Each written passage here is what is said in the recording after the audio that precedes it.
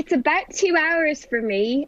They bled, they fell over, they tore muscles. One actor even nearly got sick on set because of their costume. The Bridgerton cast went through it filming their second season of the Netflix hit. We're going behind the scenes to check out just how painful the Bridgerton beauty treatment was. Number 1. Has anyone ever really liked wearing a corset? You must know, it has weighed on me every day. Simone Ashley joins a long line of actors who've endured the hardships of corset wearing, which unfortunately includes injuries ranging from scratches to torn muscles. She's been pretty honest about her experience while filming, explaining, "I had a lot of pain with the corset too. I think I tore my shoulder at one point. Not only was it painful, but the accessory made doing basic tasks more difficult as well." In the actress's own words, "Because when you're in a corset, you can't put your shoes on." There were a few scenes where it was a bit, couldn't lift my arms up, couldn't, embrace as... Her co-star Nicola Coughlan wasn't wrong when she suggested there be corsetry acting awards, given to every single actress in the show wearing one, just for getting through filming. Number 2. Wig struggles are real struggles. Penelope's hair is so big because it's so full of secrets. It's big hair and apparently unpredictable at times as well. Nicola Coughlan has a massive wig, which also means it's a pretty weighty accessory to carry around on top of your head. Not to mention the added struggle of the tiara when she sports it. Glamour is pain. One of the biggest struggles of wearing such a big wig, though, is losing parts of it without even noticing. The actress would be minding her own business when suddenly a voice from the set would ask, "Did someone lose a curl?" Bits of Penelope Featherington's hair were lost all around the set. Just another Regency-era drama issue to worry about. Number 3. The costumes cost and weighed pounds. All those crinolines and layers make for weighty costumes, but Simone Ashley had a particularly heavy wardrobe. While by the end of the series she had a bit of an easier time moving around in more lightweight costumes, off the top of the season was a real struggle because of the high quality but heavy silks and taffetas used. To help show the closed-offness of her character early on in the show, the costumes sported the more rigid and tough fabrics. Great for storytelling, but for Ashley, not so much. Number 4. If you're gonna eat, do so at your own risk. The worst part about my costume was I couldn't really eat.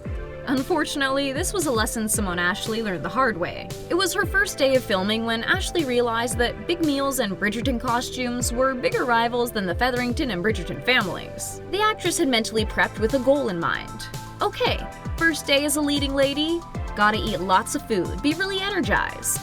If this were a different show, it's probably a pretty good plan, but when you're the star of a Regency-era drama, a beautiful and significant meal of salmon hits the wrong way. I realized when you wear a corset, you just don't eat.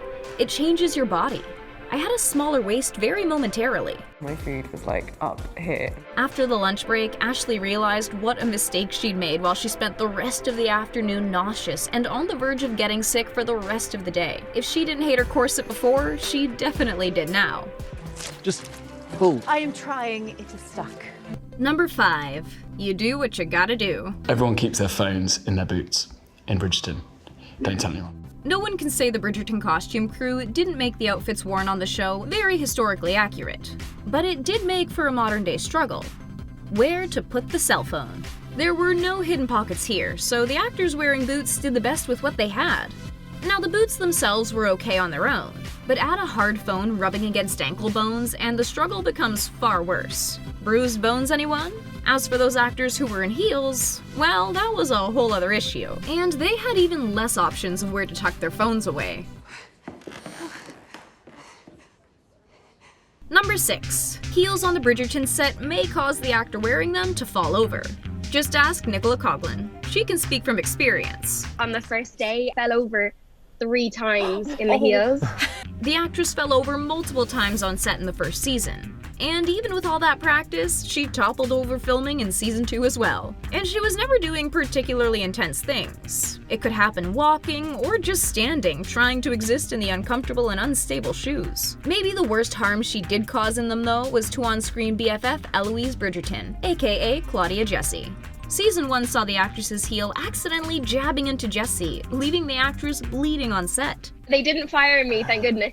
Number 7. This prince's curls were real. It's had a perm. On the Bridgerton set, this Viscount is known as... Jonathan Bailey, the face of perms. You do what you gotta do for the job. even if it requires sitting to have your hair treated for hours to spruce up its curlitude. Oh, and we can't forget the sideburns that the actor grew himself, which have become more commonly known as his lamb chops. Oh, but the prep didn't stop there. Bailey had to get that hair primed and prepped every day. If Bridgerton has taught us anything, it's that living in the Regency era is not easy. Number 8.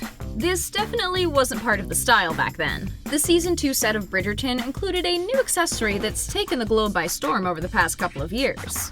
It's COVID now, so we have masks on, so it's slightly different to the first season. While they removed them on set when performing, filming during a particularly tough time in the pandemic meant masks were used often, making it even harder for the actors to breathe, who, let's remember, are already struggling to breathe with those corsets. Number 9.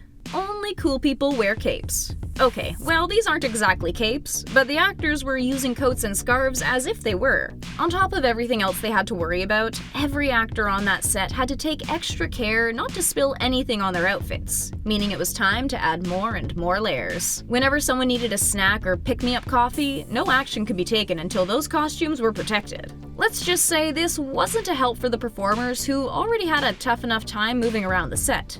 Bulky and restrictive layers. The unfortunate Bridgerton cast reality. Number 10. They don't wake up looking so put together. They do wake up shockingly early though. Nicola Coughlan was up and ready to be fetched by a driver at 4:45 a.m. Yes, the 4:45 before the sun comes up. There's a lot of work to be done to transform this into someone who's ready to go to a ball in Regency, London. So yeah, about 2 hours. The filming day couldn't begin until the actress underwent her 2-hour hair and makeup transformation. The beauty expectation struggle is real. Number 11. Just how much pain is beauty?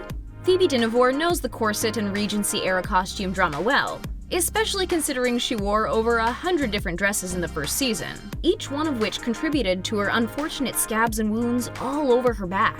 These injuries only got worse until finally the actress could be relieved of wearing the painful outfits every day. Number 12. Let's crunch some numbers.